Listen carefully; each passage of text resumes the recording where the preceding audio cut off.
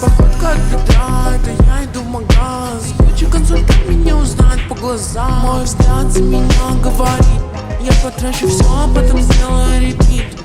Мой муж за меня разрулит. Он такой крутой, на руле мне безлимит.